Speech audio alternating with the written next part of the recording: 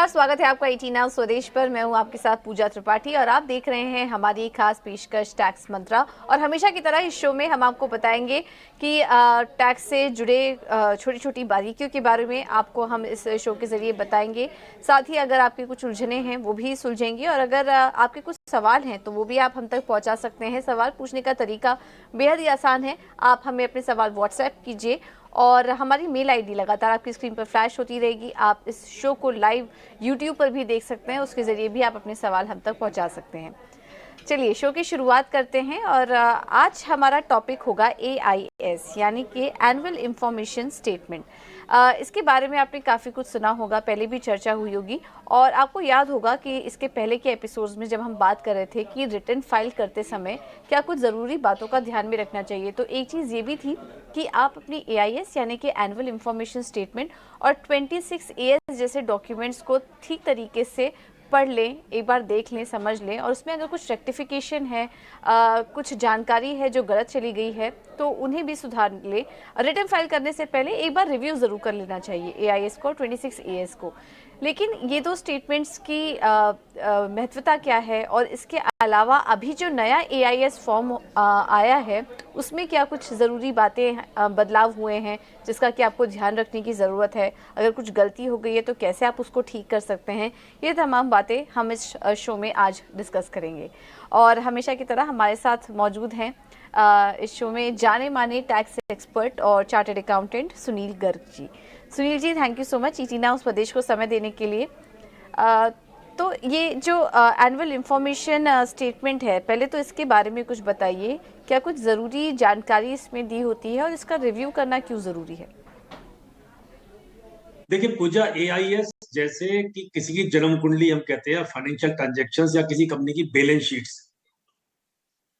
कुछ साल पहले तक हमारे यहाँ 26AS होता था और उसमें आपको जो TDS की इंफॉर्मेशन होती थी, एडवांस टैक्स की इंफॉर्मेशन होती थी। लेकिन सरकार ने आर्टिफिशियल इंटेलिजेंस का इस्तेमाल करते हुए AIS एक नया फॉर्म लेकर आया है। बड़ा वाइड फॉर्म है और आपकी सारी फाइनेंशियल ट्रांजैक्शन वहां पर रिपोर्ट होती है। आपको मसलन कितना इंटरेस्ट आया, आपने कोई म्यूचुअल फंड की सेल परचेज की है, आपने कोई प्रॉपर्टी की सेल परचेज की है, आपने बैंक में कोई ट्रांजेक्शन किए हैं, आपने बैंक में ज्यादा कैश जमा करवाया, कैश की विड्रॉल्स की है, या कोई अनयूजुअल ट्रांजेक्शन आपके पैन नंबर पर हुई है, तो वो सारी की सारी AIS में रिपोर्ट होती है। और सरकार ने बड़ा अच्छा कार्य किया है कि अब AIS को टू वे करते जा रहे हैं। 13 मई को सरकार ने नोटिफिकेशन जारी किया है कि आप टू वे सिस्टम कर दिया है कि आप रेक्टिफिकेशन कैसे करेंगे, आपकी गलत इन्फॉर्मेशन आप कैसे उसको बताएंगे, वो सामने कैसे इसकी इन्फॉर्मेशन को रेक्टिफाई कर सकते हैं आप। तो हर टैक्स पेयर को, और पूजा हमारे देश में कोई 8 करोड़ टैक्स पेयर है, आपको पता ही होगा, लेकिन 60% टैक्स पेयर ऐसे हैं जो 10 लाख से कम के स्लैब में आते हैं, यानी 60% tax payer small tax payer की श्रेणी में आता है। और वो लोग AIS की जानकारी नहीं रखते हैं और जनरली उनसे गलती होती है रिटर्न भरते वक्त। आपको ये ध्यान रखना है, अपनी रिटर्न भरने से पहले AIS को जरूर चेक करें, उसकी इंफॉर्मेशन, उसकी इनकम को चेक करें। केवल मिसमैच होते हैं, और अगर आपने उसको नहीं उससे भरा, उसको मैच नहीं किया AIS से, तो आपको एक नोटिस आएगा ही आएगा, आपसे एक्सप्लेनेशन मांगी ही जाएगी। इसलिए आपको बेहतर ये होता है कि आप AIS को चेक करें, अपनी टैक्स की कैलकुलेशन चेक करें, अपनी इनकम को। और जैसे हमारी माननीय वित्त मंत्री जी ने बहुत साल पहले कहा था कि हम ऑटोफिल फॉर्म आएंगे, ऑटोफिल आ रहे हैं। कुछ इन्फॉर्मेशन जो AIS में होती है वो आपकी रिटर्न फॉर्म में भरकर आती है अपने आप, आपको तो डिनाई या यस करना होता है। तो AIS बहुत इंपॉर्टेंट डॉक्यूमेंट है, ध्यान से देखें, एक एक एंट्री को चेक करें, तो उसके बाद ही अपनी रिटर्न को फाइल करें।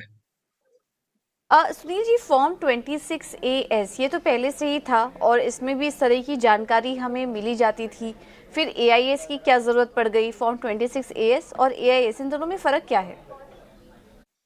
देखिए 26AS बड़ा लिमिटेड फॉर्म था जिसमें आपके TDS की जानकारी हुआ करती थी।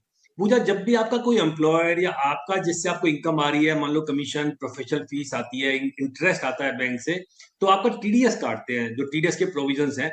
और वो TDS की रिटर्न जब फाइल करता था एम्प्लॉयर, उसकी एक लेखा जोखा, उसका कंपाइलेशन आपके 26AS में आता था, और आपको ये पता चलता था कि आपका टोटल TDS की डिडक्शन कितनी है।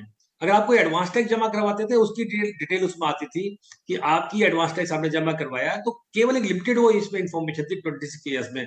लेकिन अब AIS को TIS के साथ मर्ज कर दिया, टैक्स इंफॉर्मेशन सिस्टम को एआईएस को उसका और बड़ा रूप बना दिया, बृहत्तर कर दिया उसको, इनको एनलार्ज कर दिया। और इसमें सबसे बड़ा काम क्या है, आर्टिफिशियल इंटेलिजेंस और जो प्रधानमंत्री मोदी जी का डिजिटल इंडिया जो कंसेप्ट है, जैसे सारी इंफॉर्मेशन कंपाइल होकर एक पैन नंबर पर इकट्ठी हो रही है और उससे क्रेडिबल इंफॉर्मेशन आपकी बनाई जाती है कि आपकी इतनी इनकम है, इतना टैक्स है, आप चेक कर लीजिए इंफॉर्मेशन सही है या इंफॉर्मेशन गलत है। तो एआईएस जो एएस है 26 ईयर्स से एक बड़ा, एक एनलार्ज उसका फॉर्म है। ठीक है, तो ये है फर्क 26 एएस का।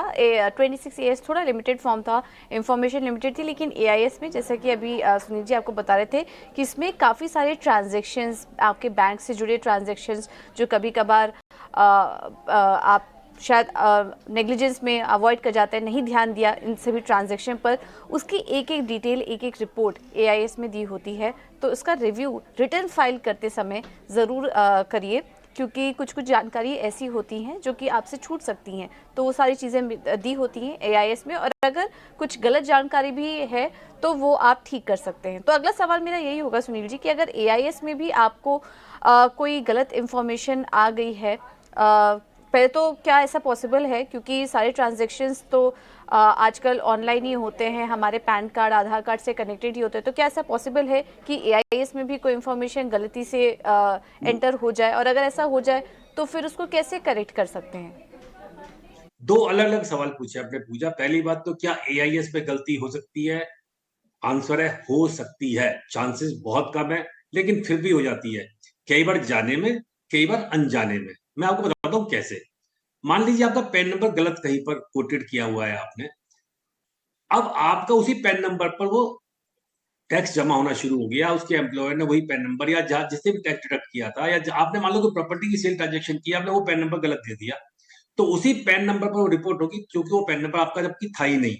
आपने वो पैन नंबर चेंज हो गया, गलत हो गया, कन्वर्ट हो गया, या कुछ और चेंजेस उसमें आ गए हैं, कोई नाम में चेंज आ गया था, तो उसके बाद में वो चेंज हो गया नंबर एक पर। तो यहाँ दूसरी इन्फॉर्मेशन गलत कैसे गया, कई बार क्या होता है कि मान लीजिए आपकी कोई ज्वाइंट प्रॉपर्टी है, आपकी ज्वाइंट एफडी आ रहा है बैंक में, हस्बैंड वाइफ की ज्वाइंट एफडी आ रहा है, तो कई बार वो जो बैंक का ब्याज है, मान लीजिए आपकी 10 लाख रुपए की एफडी आ रहा है और 6% ब्याज, तो 60,000 रुपए ब्याज आपका हो गया।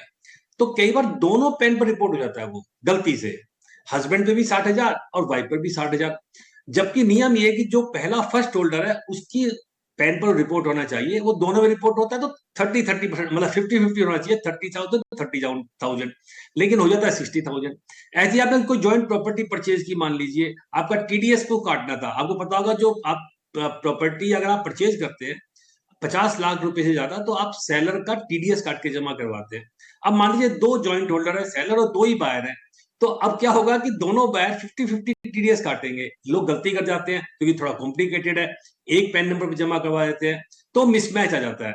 तो ऐसी गलतियां जनरली देखने को मिलती हैं। तो दूसरा सवाल आपका था कि क्या इसको ठीक करवा सकते हैं, तो जैसे मैंने बताया था कि 13 मई 2024 को इकोनॉमिक्स टाइम में रिपोर्ट किया है, इसकी रिपोर्टिंग आई थी, उसमें कहा है कि अब सरकार ने टू वे सिस्टम कर दिया। टू वे का मतलब क्या हुआ, पहले क्या था, इससे पहले आपके पास कोई गलती हुई तो आपको, आप अपने एआईएस में जाते थे और बताते थे कि this information is correct, not correct, partially correct, partially not correct, I do not own this information, मतलब दिस इज कंप्लीटली रॉन्ग।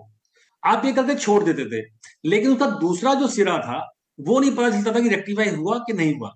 अब सरकार ने क्या कहा है कि जैसे ही आप उसको डिसएग्री करेंगे इस इंफॉर्मेशन को, तो जो डिडक्टर है, जिस एजेंसी ने रिपोर्ट किया है उस ट्रांजेक्शन को, उसके पास में वो जाएगा कि देखिए ये डिसएग्री किया है, आप बताइए इस पे आपका क्या कहना है।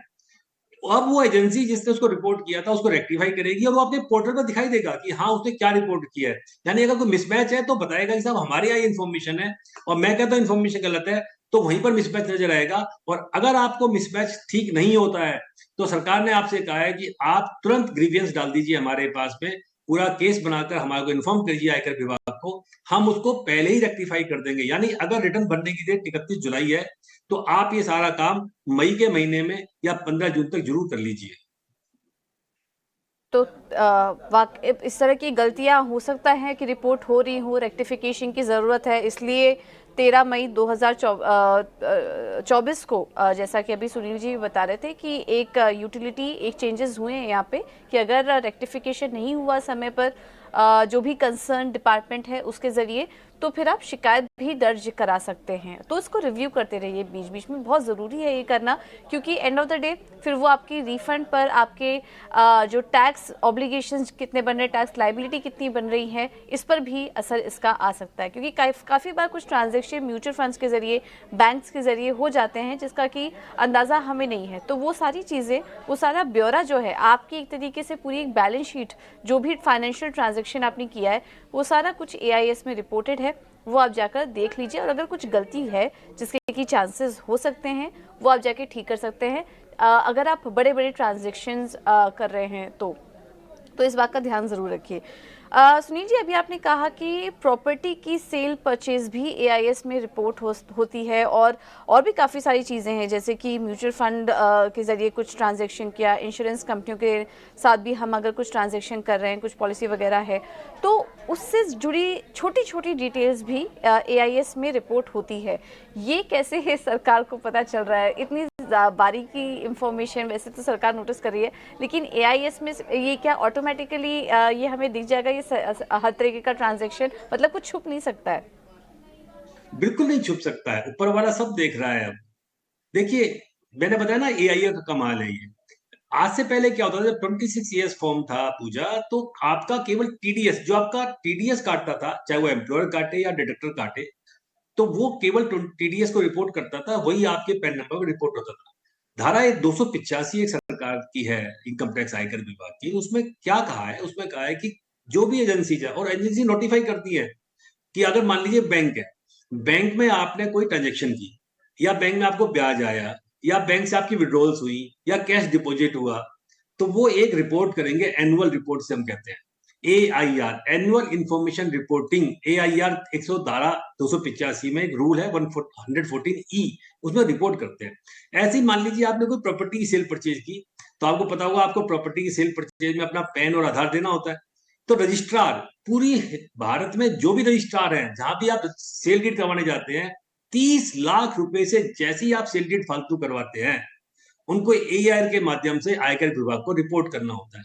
म्यूचुअल फंड्स, आपने 10 लाख रुपए ज्यादा म्यूचुअल फंड में लगाए, आपने किसी कंपनी के शेयर्स परचेज कर लिए, उस कंपनी की जिम्मेवारी है कि आपके पैन नंबर को ट्रांजेक्शन को रिपोर्ट करेगी।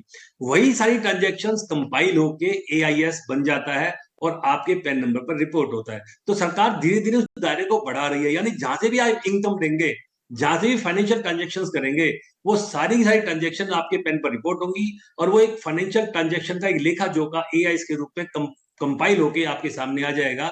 और आप अपनी इनकम से भी देख लीजिए, मान लीजिए आपने ट्रांजेक्शन की 50 लाख की, आपकी रिटर्न है 5 लाख रुपए की, तो सरकार से पूछ सकती है कि भैया बताइए, 50 लाख रुपए की प्रॉपर्टी परचेज कर रहे हैं, इनकम केवल 5 लाख है, बाकी पैसा कहां से आया? तो आपको ये भी ध्यान रखना है, थोड़ा सा बारीक है मामला, और ये बड़ा गंभीर इसके परिणाम होते हैं, क्योंकि सरकार के पास एट हैंड सारी इंफॉर्मेशन है, एडवांस में सारी इंफॉर्मेशन है। इसलिए रिटर्न भरना हंसी मजाक का खेल नहीं है, ये स्टैट्यूटरी लायबिलिटी है, और रिटर्न भरने को सीरियसली ही लेना चाहिए। बहुत इम्पॉर्टेंट बात है आपने बताई है। देखिए, जो सही तरीके से अपनी फाइनेंशियल प्लानिंग कर रहा है, टैक्स प्लानिंग कर रहा है, अपने इन्वेस्टमेंट को ठीक तरीके से प्लानिंग कर रहा है, मेरे ख्याल से उसने तो डरने की ज़रूरत नहीं है इस चीज़ से, क्योंकि आपकी इस एक एक चीज़, एक एक ट्रांजेक्शन, और आप तो इसका दायरा भी सुनील जी, जैसा कि आप बता रहे हैं कि बढ़ाते जा रहे हैं, और अगर आप रिपोर्ट नहीं कर रहे हैं तो आपके बैंक्स, म्यूचुअल फंड हाउसेस, या जिनके साथ भी आप ट्रांजैक्शन कर रहे हैं, उनके ज़रिए ये चीज़ें कहीं ना कहीं से तो रिपोर्ट हो रही है। और सबसे बड़ी बात यह है कि आपके बैंक खाते पर तो नज़र है ही, वहाँ पे जो भी ट्रांजैक्शन हो रहा है वो आपका बैंक तो रिपोर्ट कर ही देगा कहीं ना कहीं से। तो इन सब बातों का ध्यान रखिए, खास करके अगर आप बड़े ट्रांजैक्शन, प्रॉपर्टी सेल परचेज जैसे ट्रांजैक्शन कर रहे हैं, तो उसका ध्यान रखिए, सही सही पेपर, सही सही कागजात बनाइए, उसके डॉक्यूमेंटेशन करिए, जिससे कि आप कहीं स्टक ना हो जाएं। अगर वो चीज़ दिखाई भी दे रही है आपके AIS में, और अगर आपने वो नहीं किया है, तो उसको रिलेटेड प्रूफ, दस्तावेज भी आप अपने पास रेडी रखिए, संभाल के रखिए। तो ये कुछ चीज़ें हैं जिनका कि आपको ध्यान में रखना है। सुनील जी, अगर प्रॉपर्टी की रिपोर्टिंग हो गई तो फिर उस केस में क्या करना पड़ेगा? क्या वहाँ पर फिर टैक्स देना पड़ सकता है अगर AIS में वो चीज़ दिखा दी गई है तो? बिल्कुल टैक्स देना पड़ सकता है। प्रॉपर्टी के मामले में हमने देखा पूजा, लोग बहुत गलतियां करते हैं, बहुत गलतियां। मैं 2-3 आपको एग्जांपल देता हूँ। सबसे पहला एग्जांपल क्या होता है कि आपने प्रॉपर्टी की सेल कर दी, आपने कैपिटल गेन आपको हुआ और लोग सोचते हैं कि मैंने मकान बेचा था तो कोई बात नहीं, खरीद लेंगे दूसरा मकान, और वो खरीदते नहीं है तो कैपिटल गेन भी देने से बच जाते हैं। देखिए, अगर आप मकान के बदले मकान खरीद रहे हैं तो उसकी लास्ट डेट 31 जुलाई है। लोगों को गलतफहमी होती है कि हमें 2 साल का टाइम है, 3 साल का टाइम है, लेकिन 31 जुलाई से पहले आपको या तो मकान खरीदना पड़ेगा या कैपिटल गेन अकाउंट स्कीम में पैसा जमा करवाना पड़ेगा। एक गलती ये लोग करते हैं, अक्सर हमने देखा है। दूसरा, लोग प्रॉपर्टी परचेज करते हैं और कैश में ट्रांजेक्शन कर लेते हैं। वो सोचते हैं मैं मुरादाबाद, मुजफ्फरनगर, छोटे शहर में रहता हूं तो मुझे क्या पता चलेगा, लेकिन उनको नहीं पता कि रजिस्ट्रार को रिपोर्ट करना है 30 लाख से ऊपर। और आपको पता होगा 20,000 रुपए से ज्यादा अगर आप प्रॉपर्टी में कैश परचेज करते हैं, 20,000, ये भी गलतफहमी है लोगों को, तो वो भी आपके पेनल्टी के दायरे में आ जाती है। यानी प्रॉपर्टी की सेल परचेज में कभी भी आपको कैश की ट्रांजेक्शन नहीं करनी है, इस बात का आपको ध्यान रखना है। और तीसरी बात पूजा, जो अक्सर लोग गलती करते हैं, मान लीजिए आपने एक प्रॉपर्टी बेची, प्रॉपर्टी 2 करोड़ रुपए की बेची आपने, और 31 मार्च से पहले आपको एडवांस 50 लाख रुपए आ गया, तो 50,000 रुपए टीडीएस आपका वो काट लेता है बायर, जैसे मैंने बताया था। अब आपने सेल डीड की उसकी अगले साल 24-25 फाइनेंशियल ईयर में, अब आपका टीडीएस तो आ रहा है 50,000 रुपए, लेकिन एक्चुअल प्रॉपर्टी सेल नहीं हुई है। लोग क्या करते हैं गलती, उस 50,000 का रिफंड क्लेम कर लेते हैं। आपको नहीं करना है, क्योंकि आपकी प्रॉपर्टी सेल अगले साल में है, तो आपको 50,000 रुपए के टीडीएस को कैरी फॉरवर्ड करना है। लोगों को समझ में नहीं आता क्या टैक्स को कैरी फॉरवर्ड कर सकते हैं, बिल्कुल कर सकते हैं। आईटीआर में यूटिलिटी आ गई है कि आप अपने टीडीएस को, अगर आपका टीडीएस उस साल का नहीं है तो आप उसको कैरी फॉरवर्ड कीजिए, और जब आपकी सेल परचेज हो प्रॉपर्टी की, जब सेल हो, तब कैपिटल गेन हो, तभी उसको टैक्स में एडजस्ट करना है, उससे पहले नहीं करना है। ओके, तो ये प्रॉपर्टी से रिलेटेड अक्सर गलतियां होती हैं, इस बात का आप ध्यान रखिए। और अगर आप कैश ट्रांजैक्शन कर रहे हैं तो उस पर भी कहीं ना कहीं से नज़र तो रखी जा रही है, लिमिट का ध्यान रखें, और हर एक प्रूफ, हर एक डॉक्यूमेंटेशन को भी यहाँ पर आप संभाल के रखें। अच्छा, इसमें बैंक से जुड़े ट्रांजेक्शन अगर हो रहे हैं तो किन बातों का ध्यान रखना चाहिए? क्या वहाँ पर भी कुछ लिमिट है? बैंक में के नकद लेन देन या बैंक डिपॉजिट की भी रिपोर्टिंग होती है इसमें? बिल्कुल होती है। बैंक 3 तरह की रिपोर्टिंग करता है। आपको जितना ब्याज फिक्स डिपॉजिट पे दिया उसकी रिपोर्टिंग होती है, एफडीआर पे आपको टीडीएस काटा उसकी रिपोर्टिंग होती है, और आपको पता होगा 40,000 रुपए से ज्यादा कम ब्याज पे टीडीएस नहीं करता है, लेकिन उसकी भी रिपोर्टिंग होती है कि आपका एफडीआर पे ब्याज 40,000 से कम था। लोग अक्सर, और विशेषकर जो वेतन भोगी कर्मचारी हैं, सैलरीड एम्प्लॉई, वो जो बैंक से ब्याज आता है उसको अपनी इनकम में दिखाते ही नहीं है। वो खाली अपनी सैलरी की रिटर्न भरते हैं, बाकी इनकम को भूल जाते हैं, और बाद में उस पर टैक्स लग के आ जाता है। दूसरा, अगर आपने कैश जमा करवा दिया और डीमोनेटाइजेशन के बाद 2016 के बाद सरकार बहुत सख्त है, आपको पता होगा सारे बैंक अकाउंट में फ्रेश केवाईसी हुए हैं। अगर आपको पुराना केवाईसी था उसको चेंज किया सरकार ने, आधार से लिंक करवाया है, पैन से लिंक करवाया, यानी कोई भी जो अकाउंट, जो बेनामी अकाउंट थे जहां पे कोई पता नहीं था किसका अकाउंट है, उस सबको सरकार ने बंद कर दिया है। अब सारे अकाउंट रिपोर्टेड हैं। अगर आप कैश का लेन देन करते हैं, और विशेषकर सेविंग अकाउंट में, सेविंग अकाउंट में अगर एक बार में आप 2 लाख रुपए जमा करवाते हैं, या पूरे साल में 10 लाख रुपए से ज्यादा जमा करवाते हैं, तो वो तुरंत रिपोर्ट होता है इनकम टैक्स विभाग में। करंट अकाउंट में 50 लाख रुपए से ज्यादा जैसे ही आप जमा करवाते हैं या निकालते हैं, वो तुरंत रिपोर्ट हो जाता है। इसलिए अगर आपने बैंक में कैश जमा करवाया ज्यादा या निकाला, तो उसकी अकाउंटिंग देना कि क्यों मैंने निकाला, क्यों जमा करवाया, कहां से आया था, बहुत जरूरी है। वरना टैक्स का रेट 30% नहीं होता है, 78% टैक्स चार्ज करती है अनअकाउंटेड मनी के ऊपर सरकार। ये आपको विशेष ध्यान रखना है। ठीक है, तो इन सब बातों का आप ध्यान रखिए। बैंक से जुड़े ट्रांजैक्शन जो हैं वो भी रिपोर्ट हो रहे हैं। अंडर रिपोर्टिंग अगर हुई तो उस केस में आपको एक्स्ट्रा टैक्स देना पड़ता है, आपकी एक्स्ट्रा टैक्स बन सकता है, उस पर पेनल्टी भी आपको देनी पड़ सकती है। तो इन सब बातों का ध्यान रखिए। एआईएस थोड़ा कॉम्प्लिकेटेड हो सकता है आपके लिए वो पढ़ने में, तो अपने फाइनेंशियल एडवाइजर की मदद लीजिए, किसी चार्टर्ड अकाउंटेंट की मदद लीजिए, और उसके जरिए आप अपना रिटर्न फाइल कीजिए। तो एआई स्टेटमेंट को रिव्यू जरूर करिए, जो कुछ नए बदलाव हुए हैं इसका भी आप ध्यान रखिए। ये एआईएस स्टेटमेंट सुनील जी, अगर हमें देखना हो तो वो टैक्स पेयर को अगर रिव्यू करना हो तो वो कहाँ मिलेगा? बड़ा सिंपल तरीका है। आपके पास में आपके इनकम टैक्स पोर्टल पे जाइए, इनकम टैक्स का जो सरकारी पोर्टल उस पे जाइए, incometax.gov.in पे जाइए आप, वहां पे अपने अकाउंट को लॉगिन कीजिए, और जनरली जो आपका पैन नंबर होता है वही आपका आईडी होता है, कस्टमर आईडी से हम कहते हैं, लॉगिन आईडी। और पासवर्ड जो भी आप वहां पे सेट करते हैं, पासवर्ड आपको नहीं है तो आप ओटीपी से सेट कर लीजिए उसको। वहां पे जाइए तो आपको एआईएस नजर आएगा, एआईएस को आप डाउनलोड कर लीजिए, उसको ध्यान से पढ़िए। जरूरी नहीं है आपको किसी एक्सपर्ट के पास जाने की, आप खुद भी एक्सपर्ट हैं, आप उसको पढ़िए, एक एक ट्रांजेक्शन को मैच कीजिए अपनी बैंकिंग से, अपनी इनकम की स्टेटमेंट से। कहीं मिसमैच है रिपोर्ट कर दीजिए, मिसमैच नहीं है रिटर्न भर दीजिए और आराम से सो जाइए, कोई दिक्कत नहीं है। बिल्कुल, तो धीरे-धीरे उसे रिव्यू कीजिए और सारी बातें सिर्फ एक्सप्लेनेटरी होती हैं। आप उन्हें एक बार चेक कर लीजिए और उस अकॉर्डिंग अपनी रिटर्न फाइल करिए। चलिए, इस बीच दर्शकों के भी सवाल हमें आए हैं, वो भी ले लेते हैं एक-एक करके। मथुरा से सुभाष चंद्र जी ने हमें सवाल भेजा है और इन्होंने अपने भाई के साथ मिलकर एक प्रॉपर्टी 1.5 करोड़ में बेची थी, परंतु प्रॉपर्टी खरीदने वाले ने पूरा टीडीएस यानी कि करीब 1.5 लाख रुपए इनके अकेले के पैन नंबर्स में पर जमा करवा दिया, जबकि इनका शेयर 50% ही है। अभी जानना चाह रहे हैं कि इस केस में क्या करें, क्या उन्हें पूरा टैक्स देना ही पड़ेगा? देखिए, अभी हम यही डिस्कस कर रहे थे, ये अक्सर गलतियां होती है। बायर क्या करता है कि जॉइंट होल्डर के केस में एक के अकाउंट में पैन जमा करवा देता है।